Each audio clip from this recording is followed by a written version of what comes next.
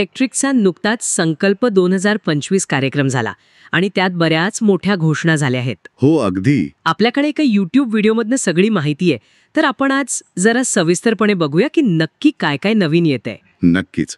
म्हणजे ओलाचं नवीन तंत्रज्ञान, battery, motor, software आणि अर्थातच नवीन स्कूटर्स आणि बाईक्सबद्दल बोलूया. सुरुवात बॅटरीपासून करूया का? तो 4680 सेल ज्याबद्दल मागच्या वर्षी ऐकलं होतं, तो आता खरंच गाड्यांमध्ये येणार आहे? हो, बरोबर. 4680 सेल आता ते प्रत्यक्ष वापरणार आहेत. या सेलमुळे एनर्जी डेन्सिटी चांगली मिळते आणि कदाचित किंमतही कमी होऊ शकते पुढे जाऊन. अच्छा. एवढंच नाही, ते भविष्यासाठी म्हणजे कार्स आणि सोलार बॅटरीसाठी 4600, 46120 असे मोठे सेल्स पण डेव्हलप करत आहेत. अरे वा, म्हणजे भारताचंच बनवणार हे सगळं? हो, त्यांचा प्लॅन तर तसाच दिसतोय. भारतात बनवून इथेच विकून नफा कमवायचा. पण हे पुढच्या 2 वर्षांचं नियोजन आहे. हा, समजलं. बरं, बॅटरीसोबत मोटरमध्ये पण बदल आहे. ही फेराइट मोटर काय आहे नक्की? याचं मुख्य कारण म्हणजे अर्थ मॅग्नेटची उपलब्धता. चीनकडून पुरवठा कमी झालाय, त्यामुळे फेराइट मॅग्नेट हा एक पर्याय म्हणून पुढे आलाय. पण ऐकलंय की फेराइट मॅग्नेटची पॉवर कमी असते. मग? बरोबर, तीच तर अडचण आहे. पण इथेच ओला AI वापरणार आहे. AI मोटरसाठी?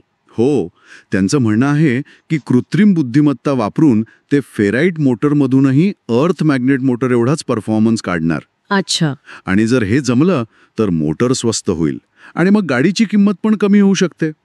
ही मोटर ते 2026च्या पहिल्या तिमाहीपासून वापरायचं म्हणतायत. 2026 म्हणजे अजून वेळ आहे थोडा.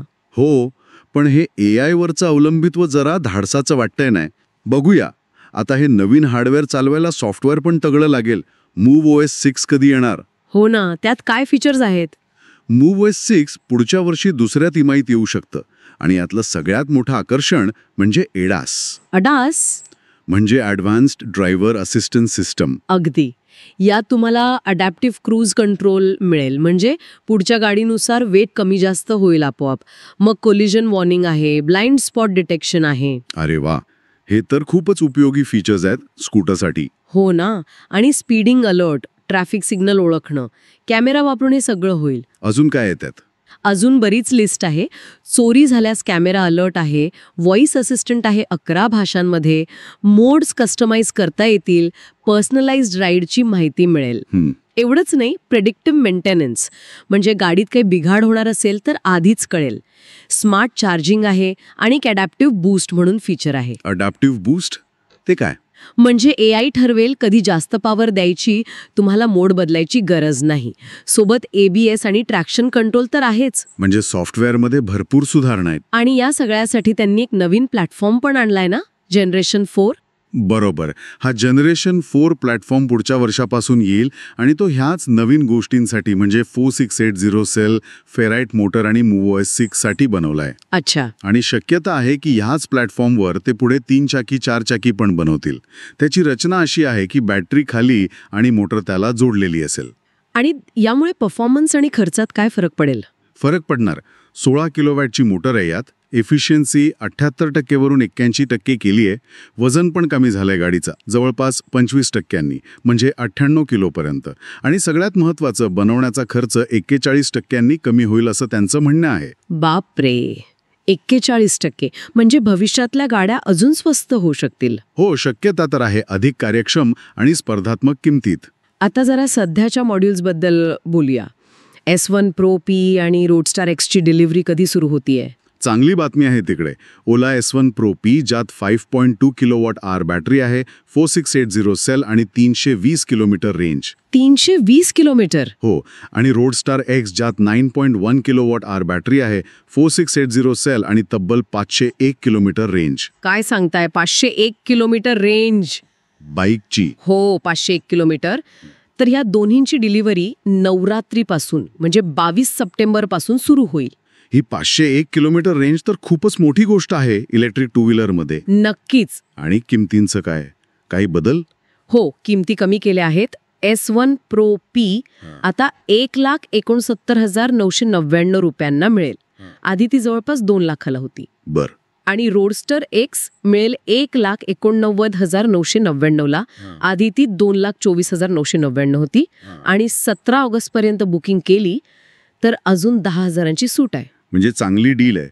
पण सगळ्यात जास्त चर्चा आहे ती नवीन ओला S1 स्पोर्ट्सची. ही कोणासाठी आहे?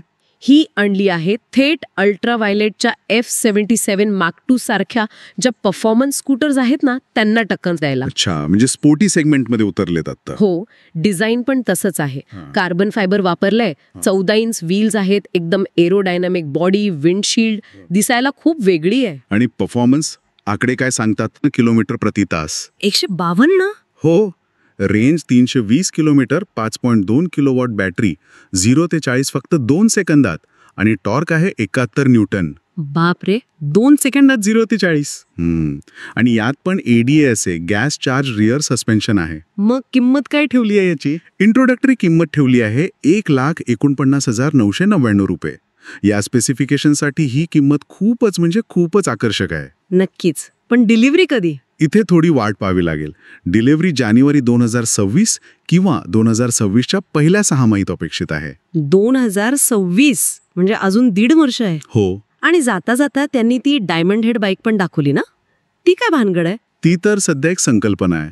म्हणजे खूपच फ्युचरिस्टिक डिझाईन आहे तिचं. कधी येणार ती? 2027 मध्ये येऊ शकते असं म्हटलंय. किंमत पण तगडी असेल, अंदाजे 5 लाखांपर्यंत. 5 लाख? हो, पण फीचर्स पण तसेच आहेत. 0 ते 100 फक्त 2 सेकंदात, active aerodynamics, hub centred steering, ADAS, smart AR helmet, adaptive suspension, fast charging, काय काय नाही आहे. अच्छा, म्हणजे भविष्यात बरंच काही पाहायला मिळणार आहे ओलाकडून. नक्कीच. एकूणच बघितलं तर ओला इलेक्ट्रिक तंत्रज्ञान, फीचर्स आणि परफॉर्मन्समध्ये मोठी उडी घेताना दिसत आहे आणि विशेष म्हणजे स्पर्धात्मक किमतीत उतरवण्याचा प्रयत्न करत आहे. S1 स्पोर्ट्स हे तर उत्तम उदाहरण आहे याचं. अगदी बरोबर.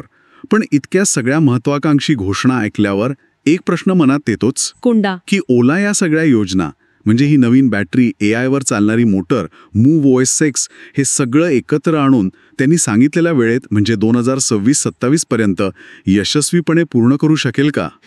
हा महत्वाचा मुद्दा आहे. कारण सॉफ्टवेअर अपडेट्स आणि डिलिव्हरीच्या वेळापत्रकाबाबत त्यांचा मागचा अनुभव बघता हे एक मोठं आव्हान ठरू शकतं त्यांच्यासाठी. बरोबर. म्हणजे घोषणा तर मोठ्या आहेत, पण त्या प्रत्यक्षात कशा उतरवतायत हे पाहणं महत्वाचं ठरेल. नक्कीच, त्यावर लक्ष ठेवावं लागेल.